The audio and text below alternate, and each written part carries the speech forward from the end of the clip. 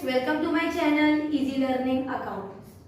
आज के इस वीडियो में हम चैप्टर 3 स्टार्ट करेंगे और उसमें हम पढ़ेंगे what are all the principles of accounting standard and also Indian accounting standard we will study in the chapter 3 accountancy class 11।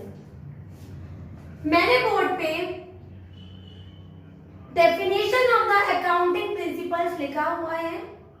Principles माने सिद्धांत, जिन सिद्धांतों को, जिन गाइडलाइंस को, जिन रूल्स एंड रेगुलेशंस को हमारी अकाउंटिंग फॉलो करती है। In each and every transactions and the workings is known as accounting principles. मैं रीड कर लेती हूँ। Theory base of accounting means accounting principles ही होता है। Principles of accounting are the general law और rule adopted or proposed as a guide to action, a settled ground or base of conduct or practice। ये definition according to the Accounting Standard Association है। अगर आपका मन हो तो इसको complete तैयार करें, नहीं तो हम जनरल लैंग्वेज में भी कह सकते हैं कि all the guidelines, all the rules on which our accounting runs या accountancy do practice, all that guidelines and rules and regulations is known as accounting principles. आगे बढ़ते हैं। The principles of accounting is classified into two categories। हमारे जो principles हैं accounting के, वो two categories में divided होते हैं बेटा। पहली होती है हमारे accounting concepts और second is accounting conventions। accounting concept का मतलब होता है all the assumptions, वो सारे अनुमानित चीजें जिनको एज्यूम करके हम अपने वर्किंग को अकाउंट में करते हैं। That all the assumptions within which our accounting operates is known as accounting concept। और दूसरा होता है हमारा accounting conventions। accounting conventions वो आउटकम को कहते हैं, उस रिजल्ट को कहते हैं which generate by using all the rules and regulations the outcome of the accounting principles and practices is known as accounting conventions। तो अगर हम किसी गाइडलाइन को यूज कर रहे हैं, उसको फॉलो कर रहे हैं, उन assumptions को अप्लाई कर रहे हैं for operating any activity in the business organization, that is concept or we can say assumptions, और convention उससे जो हमें outcome आया that is known as accounting conventions। अब एक एक करके देखते हैं what are the accounting concepts in detail। all the accounting concepts, there are basically three concepts of accounting principles। हमारे जो accounting होते हैं या जितने भी principles होते हैं accounting के, वो तीन assumption पे based होते हैं, जिसको हम कहते हैं अकाउंटिंग कॉन्सेप्ट्स। इसको assumptions भी कह सकते हैं।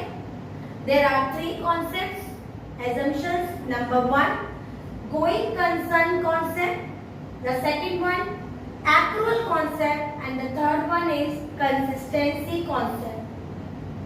एक एक करके इन तीनों को रीड करते हैं। पहला है हमारा going concern concept। going concern concept हमें ये बताता है कि whenever we start a business, हम कभी भी कोई बिजनेस स्टार्ट करते हैं तो कभी ये हम प्लान नहीं करते कि हम उसे कुछ थोड़े ही समय के लिए रन करेंगे।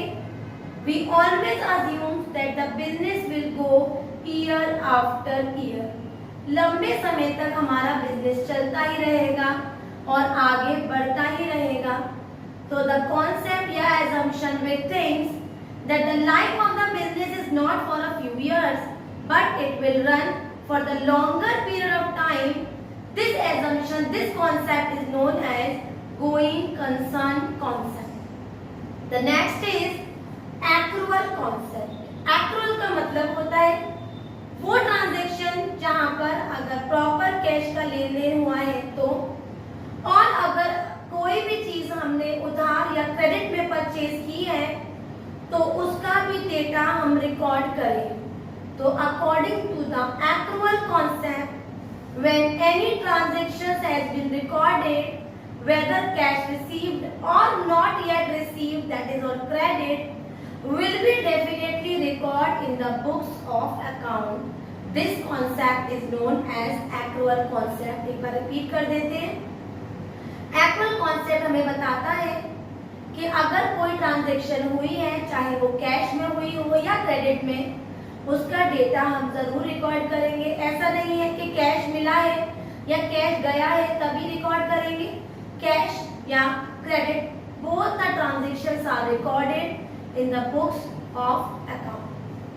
The third concept is consistency concept. According to the consistency concept, the rule or any code of conduct which is started or used in the starting of the business will be used in every year, will not be changed, is known as consistency concept। मतलब कोई rule, कोई procedure अगर हमने business के start में follow कर लिया है तो according to the concept of consistency, this same rule will be continued in year after year.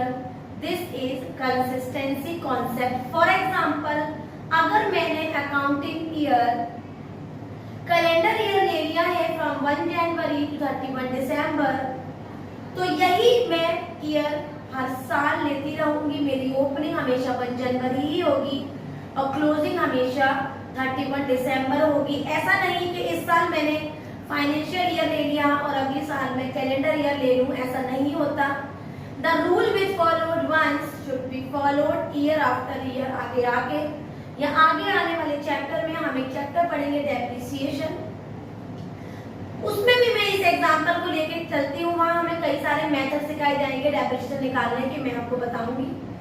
तो अगर एक कंपनी ने या एक ऑर्गेनाइजेशन ने, एक फर्म ने एक मेथड फॉलो किया है, for example straight line method follow किया है, तो यही मेथड से वो अपने record year after year maintain करते जाएंगे। ऐसा नहीं है कि एक साल कोई और मेथड इस्तेमाल किया और अगले साल दूसरा कर लिया। इससे कंफ्यूजन और mismatch in the true financial position पे इफेक्ट पड़ता है। तो हमारे ये तीनों कॉन्सेप्ट पे या तीनों एजम्पशंस पे अकाउंटिंग प्रिंसिपल्स बेस्ड होते हैं और वो हमें बताते हैं कि हमें हमेशा यही थिंक करना है कि when a business starts it will be in the going concern that will run for the longer period of time. The transactions whether cash and credit both are recorded in the books of account and the third one, the rule one followed will be followed year after year. आज हमने यही पढ़ा जिसमें मैंने आपको concept बताए। अपनी next video में मैं आपको सारे प्रिंसिपल्स को बताऊंगी कि हमारे कौन कौन से ऐसे अदर प्रिंसिपल्स भी हैं। ये तो हमारे एजम्पशंस हैं, कुछ प्रिंसिपल्स भी हैं, 11 प्रिंसिपल्स, सबको एक एक करके डिस्कस करेंगे और क्लियर करेंगे कि एक्चुअल में प्रिंसिपल्स कौन कौन से हैं। आज हमने केवल अकाउंटिंग प्रिंसिपल्स की डेफिनेशन पढ़ी, 2 कैटेगरी इसकी कौन कौन सी होती है उसे पढ़ा और एक कैटेगरी को डिस्कस किया जिसका नाम है अकाउंटिंग कॉन्सेप्ट। इसको हम एजम्पशंस भी कहते हैं, जो 3 होते हैं, going concern, consistency and accrual. आपको आज का पॉइंट क्लियर हो गया हो, सारी बात समझ में आ गई हो तो मेरी वीडियो को लाइक करें, शेयर करें और मेरे चैनल को सब्सक्राइब जरूर करें।